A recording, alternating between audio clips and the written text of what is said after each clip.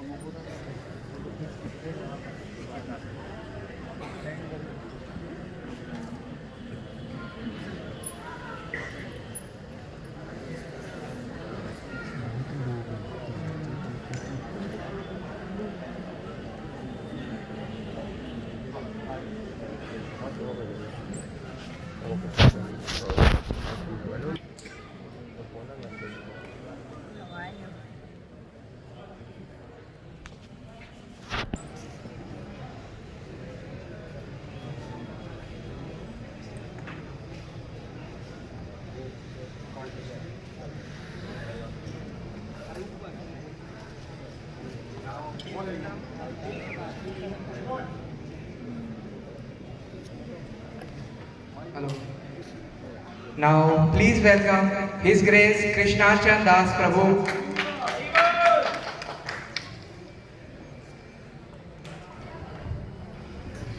तो कृष्णाचंद दास प्रभु जी के लिए तो कितना कहें, कमी है। इन्होंने बीटेक किया है हैदराबाद से और इस्कॉन से संबंधित हुए, एसोसिएट हुए सिंस 1999 में पहली बार इस्कॉन से। और इन्होंने अपना पूरा जीवन कृष्ण भावनामृत को सौंप दिया। कृष्णार्चन प्रभु जी भारत के अलावा यूएसए, अमेरिका, साउथ अफ्रीका और अगर मध्य प्रदेश में देखें तो इंदौर, सागर, जबलपुर, हैदराबाद और भी बहुत सारी भारत में और विदेशों में प्रचारक हैं। इनकी मुख्य जो भाषा है, इंग्लिश में प्रचार करते हैं, हिंदी में प्रचार करते हैं और तेलुगु में भी प्रचार करते हैं। प्लीज एक बार जोरदार तालियां हो जाएं प्रभु जी के लिए। हरे कृष्णा। हार्दिक स्वागत है सभी भक्तों को, सभी श्रद्धालुओं को जो आज के इस कार्यक्रम में पधारे और हमारा उत्साहवर्धन कर रहे हैं। तो अभी आपके सामने ये पावर पॉइंट प्रस्तुति है।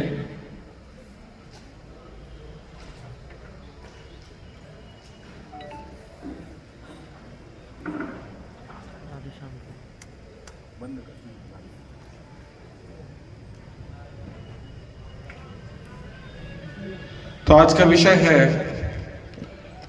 Practical solutions to problems of life. जीवन की समस्याओं का गीता से कैसे समाधान हो सकता है, उसके ऊपर हम चर्चा करेंगे।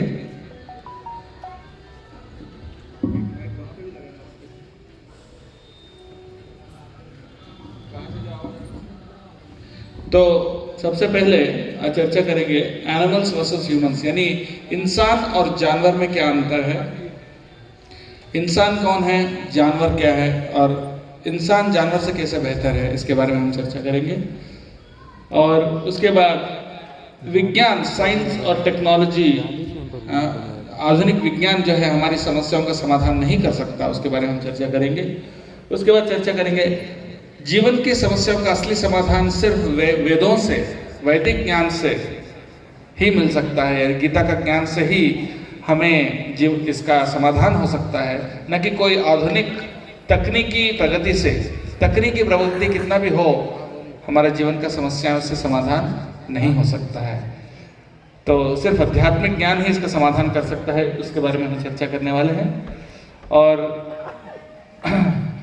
वेदों में साइंस है क्या? वेद कोई अंधविश्वास है, कोई मूढ़ विश्वास है, मूर्खता है? नहीं, सबसे आधुनिक विज्ञान वेदों में है। वो कैसे, वो भी हम चर्चा करेंगे। और आखिरी में देखेंगे और इसका प्रामाणिक ज्ञान कहाँ से मिलेगा, वैदिक ज्ञान का प्रामाणिक स्रोत क्या है, ये भी हम चर्चा करेंगे। सबसे पहले हम देखेंगे हर एक जीव, हम सब, इंसान हो, जानवर हो, पशु हो, पक्षी हो, कोई भी हो, हम सब एक ही चीज को खोज रहे हैं। हम सब क्या खोज रहे हैं? आनंद को खोज रहे हैं। हम सब सुखी होना चाहते हैं। हाँ। यहाँ ऐसा कोई है जो सुख नहीं चाहते हैं? हाथ उठाइए। जो सुख नहीं चाहते हैं, जो खुश नहीं होना चाहते, जो हमेशा परेशान होना चाहते, कोई है ऐसा? नहीं। अगर आप में से कोई है जो सुखी होना चाहते हैं, हमेशा खुश होना चाहते हैं, तो हाथ उठाइए। सब सुखी होना चाहते हैं, खुश होना चाहते हैं। बहुत बहुत धन्यवाद। तो हम सब सुख के लिए अलग अलग मार्ग ढूंढ रहे हैं, कैसे हम सुखी हो सकते हैं। उसके लिए कोई स्पोर्ट्स खेलते हैं, कोई क्लब्स में जाते हैं, कोई नशा करते हैं, ये सब सुख के लिए अलग अलग, कोई पार्टीज में जाते हैं, हाँ, तो कोई अलग अलग एडवेंचर्स करते हैं। तरह तरह के कार्यों से हम सुख को ढूंढ रहे हैं। अच्छे फैशन से भी क्यों अच्छे अच्छे कपड़े पहनते हैं, अच्छे फैशन जो है उसको फॉलो करते हैं, ये भी सुख के लिए, खुशी के लिए। तो मुख्य रूप से हम सुख जो है इन चीजों में ढूंढते हैं। खाना, यानी अगर अच्छा खाना मिले तो हम सोचते हैं हम सुखी हैं। और उसके अलावा सोना, आहार, दूसरा निद्रा, ये हमारे जीवन के सबसे आवश्यक चीजें माना गया है। उसके बाद मेटिंग, यानी सांसारिक जीवन, सांसारिक जीवन में भी हम सुख ढूंढते हैं। और डिफेंडिंग, यानी आत्मरक्षा करना, इन सारी चीजों में हम सुख ढूंढते हैं। तो ये जानवरों में भी होता है, जानवरों का भी मित्र होते हैं, जानवरों के भी, उसका भी फैमिली होता है, उसका भी परिवार होता है, वो भी इन सारी चीजों में सुख ढूंढते हैं। जानवर भी खाते हैं, हम भी खाते हैं, जानवर भी सोते हैं, हम भी सोते हैं, है ना। तो अब मैं आप सबसे एक अहम सवाल पूछना चाहता हूं कि जानवर और इंसान में क्या अंतर है। जानवर भी खाते हैं, हम भी खाते हैं, वो भी सोते हैं, हम भी सोते हैं, वो भी संतान उत्पन्न करते हैं, सांसारिक जीवन करते हैं, इंसान भी करते हैं,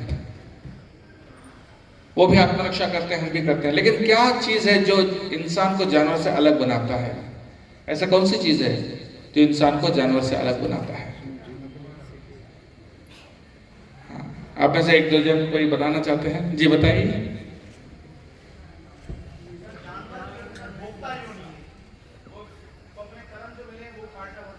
जी,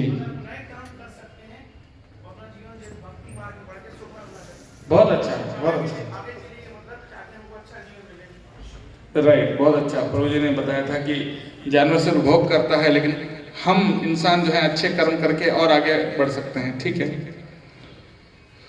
तो यहाँ पर हम देख सकते हैं कि इंसान और जानवर में अंतर क्या है, ये हम देखेंगे। अगर सिर्फ ये चार चीजें महाभारत ने बताया, आहार निद्रा भय मैथुनम च सामान्यमेतत् पशुभिर्नराणाम, मतलब आहार, निद्रा, भय और मैथुन, ये चार चीजें इंसान और जानवर में समान हैं। कोई अंतर नहीं है इंसान और जानवर में इन चार चीजों के मामले में। हाँ, तो आहार, निद्रा, भय, मैथुन, इनके अलावा और ऐसा कौन सा चीज है जो इंसान कर सकता है लेकिन जानवर नहीं कर सकता? कोई कह सकते हैं? जी बताइए। सोचने समझने की शक्ति। सोचने और समझने की शक्ति। बैठे, सोचने और समझने की शक्ति तो जानवर में भी होती है, कई बार इंसान से अधिक होती है। जो चीज हम भी नौ से हम सोच सकते हैं वो समझ जाते हैं। वहाँ पीछे कोई हाथ उठा रहे हैं। जी जी बताइए। हाँ आप बताइए। इंसान भक्ति कर सकता है। इंसान भक्ति कर सकता है, बहुत बढ़िया। बैठिए बैठिए। और पीछे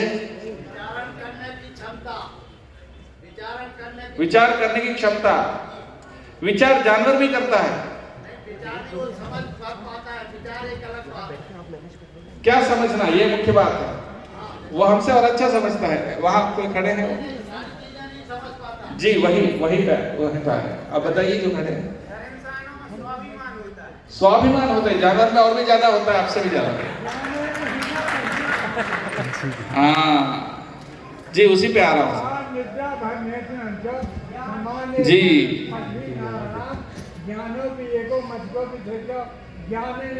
धर्मेण हीन। जी बताइए।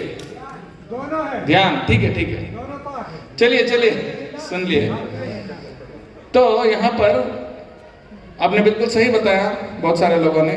आप कह सकते हैं कि हमारे पास टेक्नोलॉजी है, हम मोबाइल फ़ोन इस्तेमाल करते हैं, हम हवाई जहाज़ में चलते हैं, ये जानवर तो नहीं कर सकता ना। जानवर हवाई जहाज़ में नहीं जा पाता है, हम जा सकते हैं। हमने इतना टेक्नोलॉजी एडवांस्ड किए हैं, हम इतने अच्छे कंप्यूटर बनाए हैं, हम मोबाइल फ़ोन बनाए हैं, एटम बम बनाए हैं। हाँ, क्या इससे हम जानवर से अलग हो सकते हैं?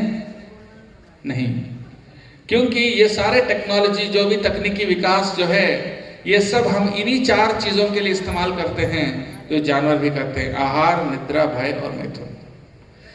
जैसे कि कोई छोटा चोर है और कोई बड़ा चोर है।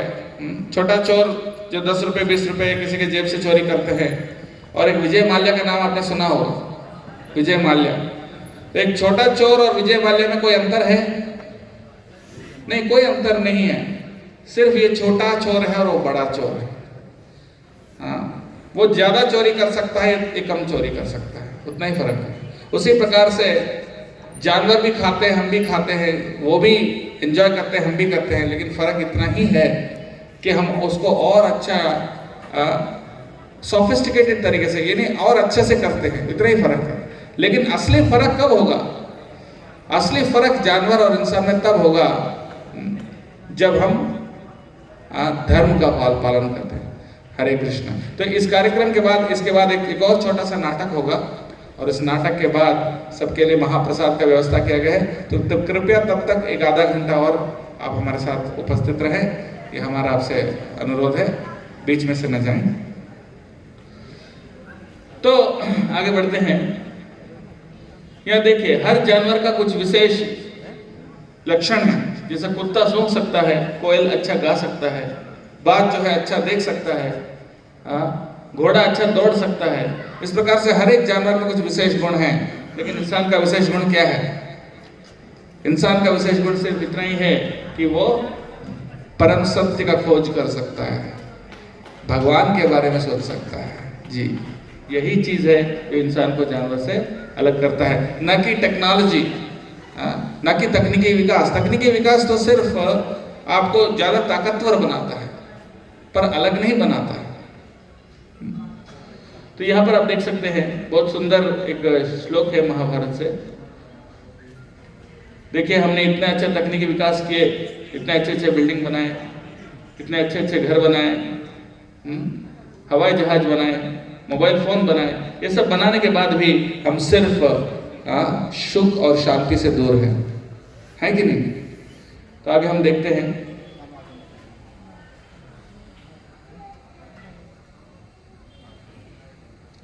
ये बहुत सुंदर श्लोक है महाभारत से, आप मेरे पीछे दोहराइएगा। आहार निद्रा भयमैथुनम च, बोलिए थोड़ा और जोर से। आहार निद्रा भयमैथुनम च सामान्यमेतत् पशुभिर्नराणाम् धर्मो हि तेषाम् अधिको विशेषो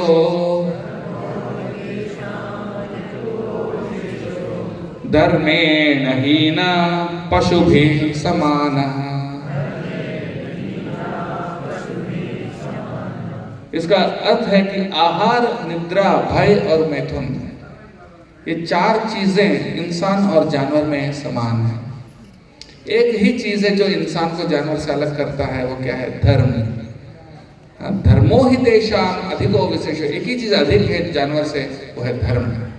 और धर्मेण हीन पशुभिः समानः, वो धर्म के बिना जो है इंसान पशु के समान होता है।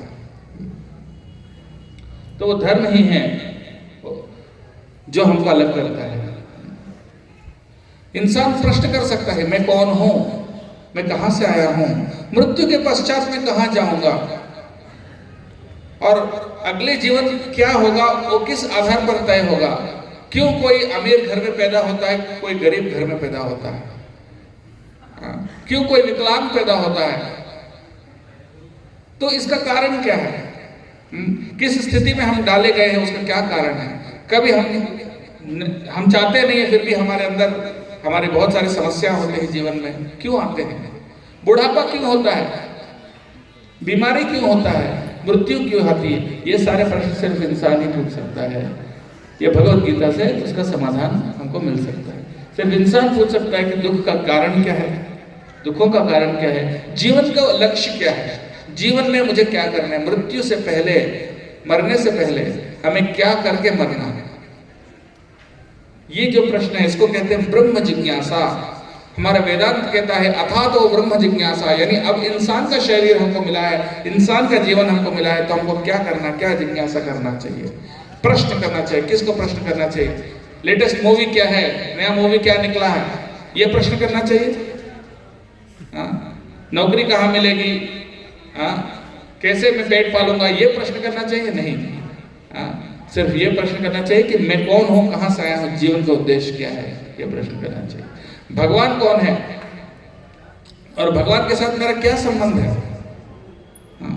और पूरे लोग के साथ, इस दुनिया के साथ मेरा क्या संबंध है, ये प्रश्न करने वाला इंसान होता है। और शाश्वत आनंद कहां से मिलेगा? हम सब आनंद चाहते हैं, पहले ही मैंने बताया था, हम सब आनंद चाहते हैं, लेकिन हमको दुख मिल रहा है। कोई बीमारी नहीं चाहता लेकिन बीमार होते हैं, कोई मृत्यु नहीं चाहता फिर भी मृत्यु आती है। क्यों आती है? तो शाश्वत आनंद कहां से मिलेगा, किससे मिलेगा? ये प्रश्न है जो इंसान को करना चाहिए। और जो ऐसा प्रश्न करेगा, इंसान के जीवन में दो रास्ते हमारे सामने खुले हैं। एक रास्ता वो है जिसमें हम ब्रह्म जिज्ञासा करते हैं। ब्रह्म जिज्ञासा का अर्थ मैंने बताया था कि परम सत्य का खोज, कि मैं कौन हूं, भगवान कौन है, जीवन का उद्देश्य क्या है, कैसे परम सुख पाना है, शाश्वत आनंद कैसे मिले, इसको बोलते हैं ब्रह्म जिज्ञासा। और जो ब्रह्म जिज्ञासा करता है वो और उच्च लोकों में जाता है, उच्च गति प्राप्त करता है। और जो ब्रह्म जिज्ञासा नहीं करता है फिर से वो जानवरों की योनियों में वापस जाता है। ये भगवान हमारी गीता का शिक्षा है कि जो ब्रह्म जिज्ञासा करता है वो और ऊंचा जाता है, जो नहीं करता है वापस उनको जंतु योनियों में जाना पड़ेगा। तो फैसला हमारा है। तो सबसे पहले प्रश्न क्या है, हम क्यों दुख भोग रहे हैं, जीवन का उद्देश्य क्या है, what is the goal of life, हम क्यों दुख भोग रहे हैं। आप बोल सकते हैं हमारे दुख क्या है, जीवन की सबसे बड़ी समस्याएं क्या है। क्या सबसे बड़ी समस्या बेरोजगारी है? सबसे बड़ी समस्या क्या है? आप बोलिए, आप में से कोई, जीवन की सबसे बड़ी समस्या क्या है? जी, मोह है, ठीक है। और कोई बताइए, आप निसंकोच बता सकते हैं, एक शब्द में कहिए। हाँ जी, हम स्वयं, चलिए। और कोई समस्या है? कोई बोल सकते हैं कि भूखमरी है, बेरोजगारी है, शांति और अशांति। हाँ जी, शांति और अशांति। शांति और अशांति, जी, माया। सब गीता के पारंगत हो गए, गीता से ही जवाब दे रहे सब लोग। चलिए, और कोई, जीवन की सबसे बड़ी समस्या क्या है? हाँ जी, अज्ञानता। माता जी ने, अपने प्रतिभा जी ने बहुत सही जवाब दिया, अज्ञान, ये सबसे बड़ी समस्या है। सही बात है जी। तृष्णा, चलिए ठीक है, ये सब समस्याएं तो हैं। समस्या है चंचला ही मना तृष्णा। हाँ, मन चंचल है, बहुत अच्छा जी। तो इस तरह से आप सब बोल रहे हो, सब सही है, पर हम देखते हैं मनुष्य जीवन में क्या समस्या हम फेस करते हैं। चार ऐसे समस्या बताइए जो सबको होता है। ऐसा समस्या होता है जो, बताइए, जो सभी को होता है, कोई उससे बच नहीं सकता, कोई भी उससे बच नहीं सकता, हर किसी को होता है। क्या है? बहुत सही बताया, मृत्यु सबसे पहले। उससे पहले क्या? बुढ़ापा। मृत्यु से पहले बुढ़ापा आता है। कोई बुढ़ापा चाहते हैं, कोई बूढ़ा होना चाहते हैं? नहीं, सब जवान दिखना चाहते हैं, कोई बूढ़े दिखना नहीं चाहते हैं कि नहीं? बुढ़ापा कोई नहीं चाहता, लेकिन सबको बुढ़ापा आएगा, अगर किस्मत वाले हो तो। किस्मत वाले नहीं तो पहले ही चले जाएंगे। हाँ, बुढ़ापा तो आएगा, है कि नहीं?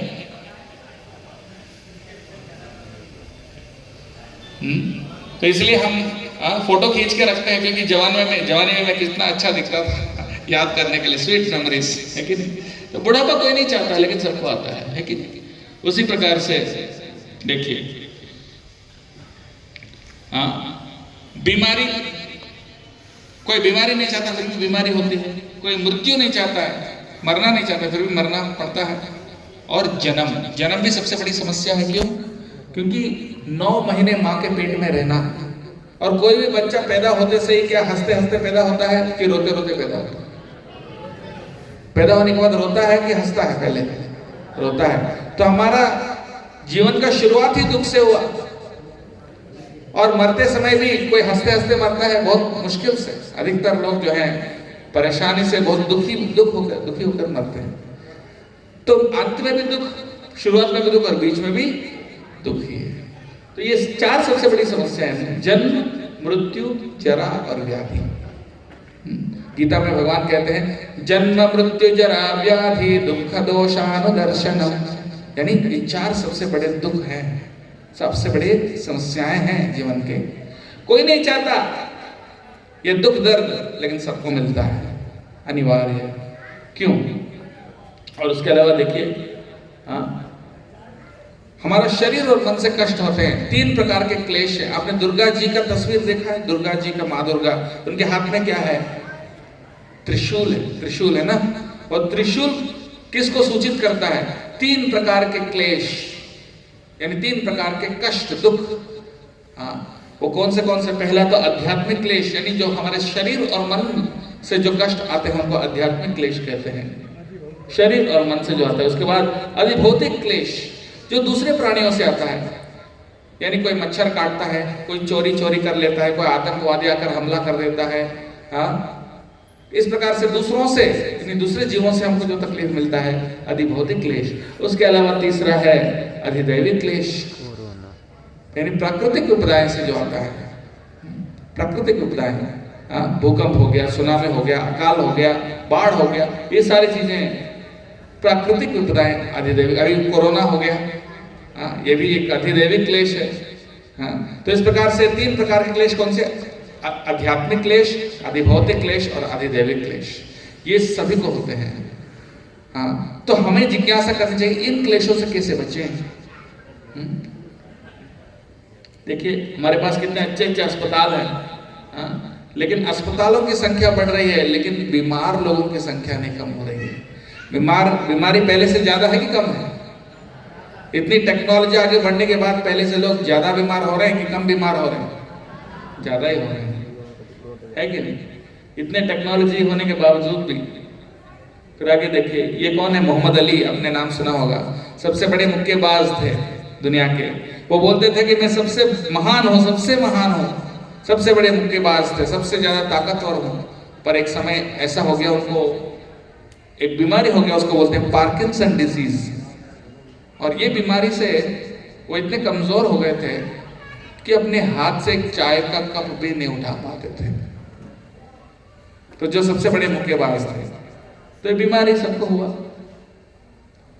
तो आगे हम देखिए, एक वैज्ञानिक ने कहा, देखिए हम इतना तकनीकी प्रगति कर चुके हैं कि हम हवा में उड़ सकते हैं, हवाई जहाज से हवा में उड़ सकते हैं, जहाज में पानी में जा सकते हैं, सबमरीन में पानी के अंदर भी जा सकते हैं, हवा में भी उड़ रहे इंसान, पानी में भी जा रहे इंसान, लेकिन जमीन पर नहीं चल पा रहा है,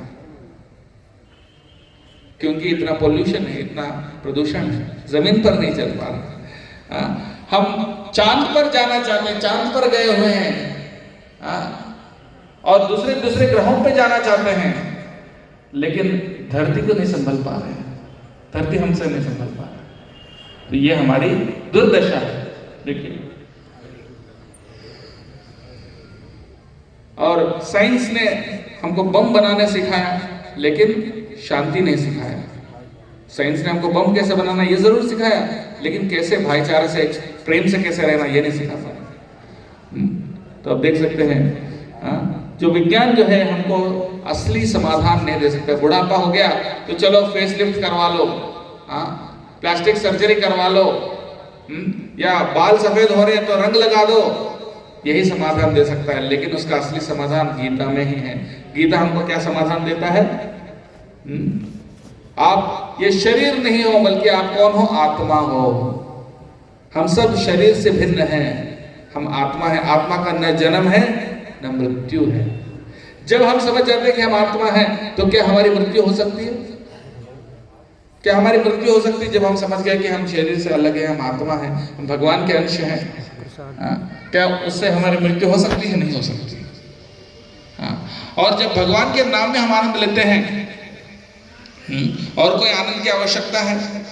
जब भगवान के नाम में कितनी आनंद है, भगवान के नाम में इतना आनंद है कि और किसी भी आनंद के साथ उसका तुलना नहीं किया जा सकता। तो जब भगवान के नाम में आप भजन में आप आनंद लेते हैं, तो कोई दूसरी पार्टियों में जाना, सिनेमा देखना, उसकी आवश्यकता है? नहीं है। तो यही हमारे वैदिक संस्कृति। शाम होता था पहले तो लोग क्या करते थे, गांव में बैठकर कथा करते थे, भागवत करते थे, भजन करते थे भगवान का। इस प्रकार से शाम भगवान के भजन में गुजारते थे, सुबह और शाम, और दिन में काम करते थे। पर आजकल व्यक्ति काम करके घर लौटता है, सबसे पहले क्या करते हैं? टीवी देखते हैं। ये हो गया ना। तो हमारी संस्कृति कैसे बदल गया? पहले तो शाम होते से ही हम कुछ रामायण, महाभारत या भागवत ऐसा कुछ चर्चा करते थे, समय मिलता था तो यही हमारा एंटरटेनमेंट होता, भजन कीर्तन करते थे। पर आजकल क्या, वो सब कुछ नहीं है। या तो टीवी, नहीं तो मोबाइल, इंटरनेट, यही हमारा ये हो गया। ये कह रहा है कि हमारे जीवन का समस्याएं समाधान कर सकता है, लेकिन ऐसा नहीं होगा। तो हम देख सकते हैं आगे, जैसे मछली है, मछली को पानी से निकालने के बाद आप उसको कुछ भी दो, क्या वो मछली संतुष्ट हो सकता है? नहीं हो सकता। उसी प्रकार से हम सब भगवान के साथ ही संतुष्ट हो सकते हैं, क्योंकि हम सब कौन है? आत्मा है, जीवात्मा है। जीवात्मा सिर्फ परमात्मा के साथ ही खुश हो सकता है। परमात्मा के भजन में, परमात्मा की सेवा में ही सिर्फ जीवात्मा संतुष्ट हो सकता है। उसके बिना आप कितना भी तकनीकी विकास कर लो, कितना भी पैसे कमा लो, कितना भी कुछ कर लो जीवन में, कभी भी पूर्ण संतुष्टि, आनंद नहीं मिल सकता। तो इसलिए जो बुद्धिमान है वो क्या करते हैं? भगवान पर विश्वास करते हैं, भगवान के बताए हुए मार्ग पर चलते हैं। और जो मूर्ख है भगवान पर विश्वास नहीं करते हैं। जो बुद्धिमान है वो याद करते हैं कि ये जो जीवन है ये तात्कालिक है, क्षणभंगुर है, कभी भी खत्म हो सकता है, कोई गारंटी नहीं हम कितने साल जिएंगे, कभी भी खत्म हो सकता है। इसलिए भगवान का भजन करो। लेकिन जो मूर्ख है वो क्या करते हैं? खाओ पियो मौज करो, यही जीवन का उद्देश्य है, ऐसे समझते हैं। ये मूर्ख का फिलॉसफी है। और जो बुद्धिमान है, जो वाइज है, the wise follows the regulated life of principles to ultimately attain God. यानी भगवान को पाने के लिए वो एक नियमित रूप जीवन जीते हैं, नियमों के अनुसार, गीता के अनुसार, धर्म के अनुसार अपने जीवन जीते हैं। और जो मूर्ख है वो उसको भूल जाते हैं, वो सोचते हैं कैसे भी करके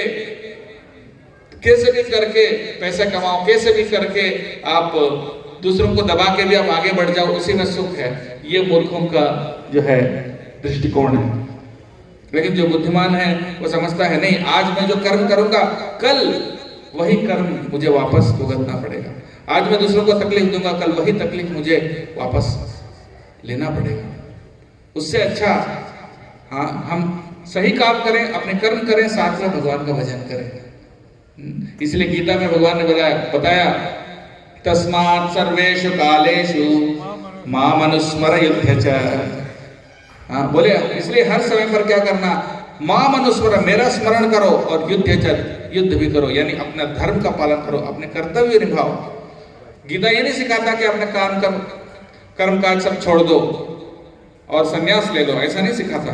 गीता भगवान ने अर्जुन को बताया कि आप अपने कर्म करो, क्षत्रिय हो तो युद्ध करो, यानी आप अपने कर्म करो, लेकिन साथ में बोले माम अनुस्मर युद्धच, दो काम करने के बोले थे। एक मेरा स्मरण करो, मेरा भजन करो, और युद्ध भी करो, कर्तव्य भी।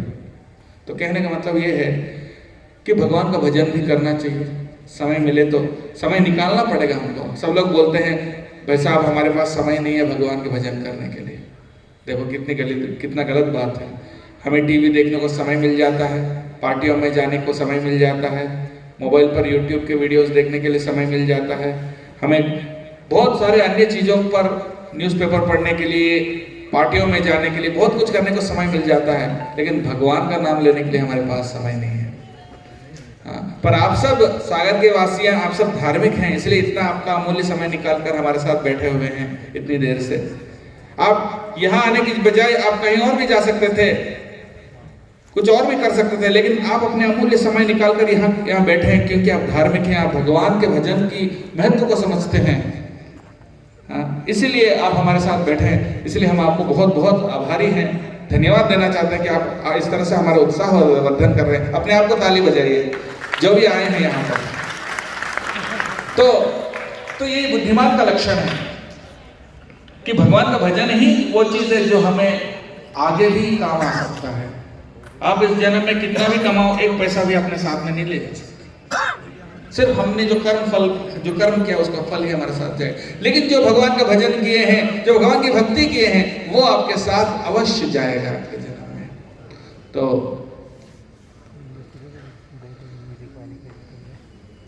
तो यहाँ आगे हम देखेंगे, बस 2 मिनट और आपका समय लेता हूँ। जैसे हर व्यक्ति, जैसे ट्रेन में हम लोग जाते हैं, सफर करते हैं, तो एक एक व्यक्ति उससे निकलते जाते हैं, अपने अपने मंजिल पहुंचते हुए ट्रेन खाली होते जाता है। उसी प्रकार से हम सब एक बहुत बड़ी ट्रेन में बैठे हुए हैं। कब किसका नंबर आएगा हमको नहीं पता, कब किसको उतरना पड़ेगा। तो उसी प्रकार से एक एक पैसेंजर करके उतरते जा रहे हैं। और हमें इस मूर्ख बकरे के जैसा नहीं होना चाहिए। और बकरे के कसाई के दुकान के सामने बकरा जो है वो आराम से घास खा रहा है, वो सोच रहा है कि जीवन कितना अच्छा है, पर उसको ये नहीं पता अगला नंबर उसका है। उसी प्रकार से हम जीवन में ऐसे ही गुजरते जा रहे हैं, हमको ये नहीं पता कि कभी भी मृत्यु आ सकती है। हाँ, तो उसका तैयारी हमें करना चाहिए। तैयारी कैसे करेंगे? आध्यात्मिक मार्ग में हमें आगे बढ़ना चाहिए। और ये संदेश भारत का संदेश है। भारत का संदेश ये नहीं है कि खाओ पियो मौज करो। भारत का संदेश ये नहीं है सिर्फ ये जो बॉलीवुड जो है ना, असल में ये भारतीय संस्कृति नहीं है। भारत का संदेश ये नहीं है कि बस कैसे भी करके एंजॉय करो, नहीं। भारत का संदेश है कि अध्यात्म के ओर आगे बढ़ो। यही इंडिया का यूएसपी है, यूनिक सेलिंग पॉइंट जिसको बोलते हैं। हर देश का एक विशेष योगदान है दुनिया के लिए, पर भारत का योगदान क्या है? भारत का सबसे बड़ा योगदान क्या है समाज के लिए, दुनिया के लिए? उसका अध्यात्म है। इसीलिए देश विदेशों से, अमेरिका, रशिया, अपने इस्कॉन का प्रचार से अमेरिका में, रशिया में, कई देशों में लोग पूरे विश्व भर में भक्ति कर रहे हैं। आप अभी वृंदावन, मथुरा वृंदावन जाएंगे, कार्तिक मास में देखेंगे कितने हजारों संख्या में रशिया से, अमेरिका से, यूरोप से आके पूरे हमारे वैदिक संस्कृति अपनाते हुए धोती कुर्ता या साड़ी पहन के वो आके भगवान का भजन करते हैं। कितने अच्छा, कितने श्रद्धा से आप देख सकते हैं। क्यों कर रहे हैं?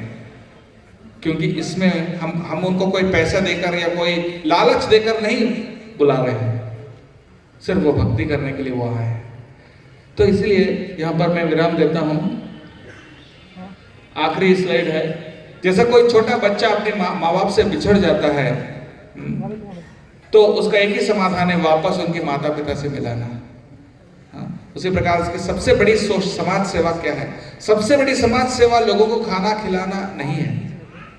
सबसे बड़ी समाज सेवा गरीबों को कपड़ा देना नहीं है। सबसे बड़ी समाज सेवा बीमार को इलाज कराना नहीं है। सबसे बड़ी समाज सेवा क्या है? सबको भगवान से जोड़ना, गीता का ज्ञान देना। ये सबसे बड़ी समाज सेवा है, क्योंकि आप खाना खिलाओगे, वापस व्यक्ति को दोबारा भूख लगेगा। आप अगर उनको कपड़ा दोगे, कपड़ा फट जाएगा बाद में। आप उनको इलाज कराओगे, फिर व्यक्ति बीमार पड़ सकता है। शाश्वत रूप से समाधान नहीं कर सकते हैं। शाश्वत समाधान अगर होता है तो सिर्फ भक्ति और ज्ञान से होता है।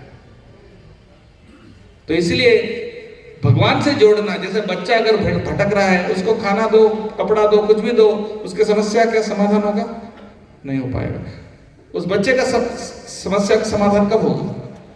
जब वापस आप उनको उनके माता पिता से मिलाएंगे, जोड़ेंगे वापस, तो पूरी तरह से उसके समस्या का समाधान होगा।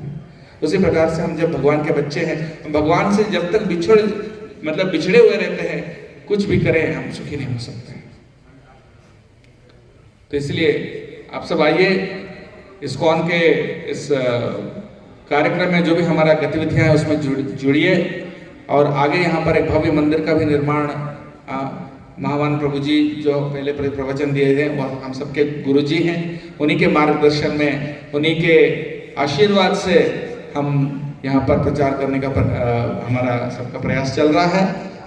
तो यहाँ पर एक भव्य मंदिर का भी निर्माण होगा। इस्कॉन मंदिर सिर्फ एक मंदिर नहीं है जहाँ दर्शन करके आप बस घंटी बजा के 2-4 थोड़ी देर आरती करके चले जाएंगे, नहीं। इस्कॉन मंदिर एक विश्वविद्यालय जैसा है जहाँ पर आपको आध्यात्मिक ज्ञान मिलता है। सुबह और शाम रोज गीता और भागवत पर प्रवचन होते हैं, कीर्तन होते हैं, सबको सिखाया जाता है कैसे भक्ति करना, कैसे भगवान का नाम का जप करना, हाँ, कैसे भगवान की सेवा करना और कैसे अपने कर्म को भी भगवान की सेवा में कैसे उपयोग करना, हाँ, कैसे गीता के अनुसार जीना, उसके बारे में शिक्षा दिया जाता है। संदीप प्रभु, हाँ, इसको बंद कर दीजिएगा पीपीटी को।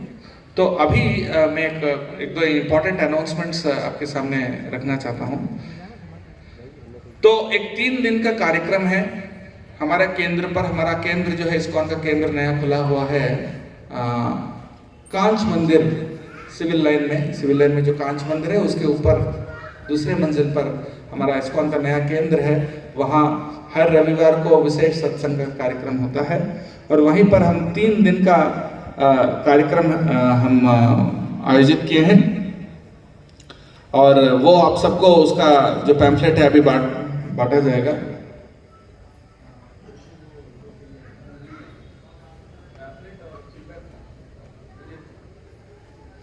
तो अभी आप सबको 2 कागजें मिलेंगे। एक में हमारा 3 दिन का कार्यक्रम जो होने वाला है हमारा केंद्र पर होगा 26 जनवरी और 31 जनवरी जो रविवार है और 7 फरवरी, ये 3 दिन, 31 जनवरी और 7 फरवरी रविवार है और 26 जनवरी भी छुट्टी है। तो ये 3 दिन पर हम पूरे दिन का कार्यक्रम रखे हैं हमारे केंद्र पर सुबह 10:30 बजे से लेकर 3 बजे तक और बीच में सबको भोजन, भरपेट भोजन का भी व्यवस्था किया गया है। तो आपको भोजन के लिए घर में जाने की जरूरत नहीं है, आप वहीं पर 10:30 बजे से लेकर दोपहर 3 बजे तक कार्यक्रम है। उसमें 6 सेशन होंगे गीता के आधार पर। गीता में क्या बताया भगवान ने उसको, और अभी तो सिर्फ संक्षिप्त में हमने बताया, बट उसको और विस्तार से गीता में क्या शिक्षा दी गई उसके ऊपर हम 6 सेशन के कोर्स यानी 3 दिन में वो उसको बताया जाएगा। और भोजन से पहले एक सेशन होगा, भोजन के बाद एक सेशन होगा, यानी एक दिन में 2 सेशन, ऐसे 3 दिन में, यानी टोटल 6 सेशन में आपको पूरा इसका ज्ञान मिलेगा। आप जरूर भाग लें। ये आपका बाहर, जैसे आप जब बाहर जाएंगे तो वहाँ पर एक रजिस्ट्रेशन का काउंटर रखा हुआ है।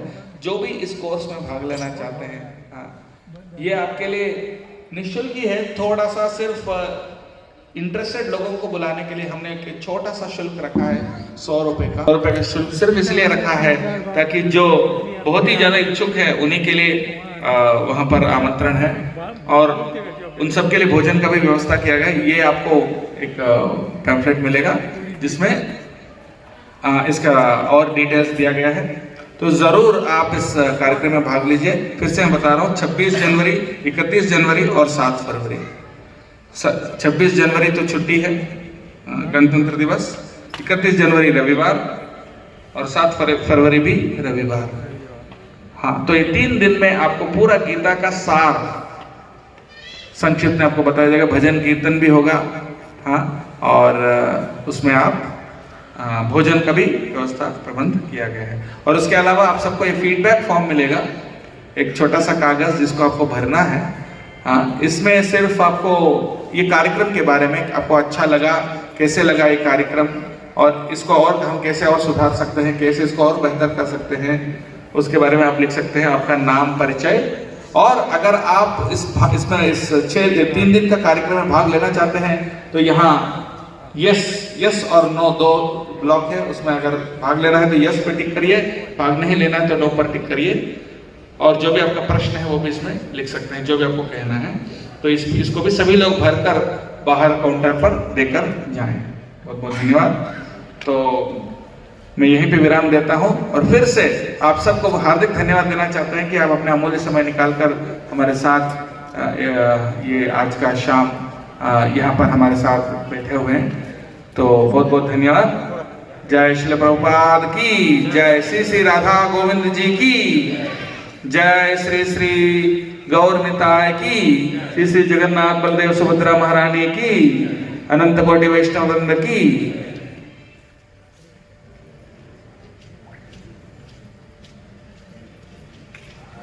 हाँ जी, बहुत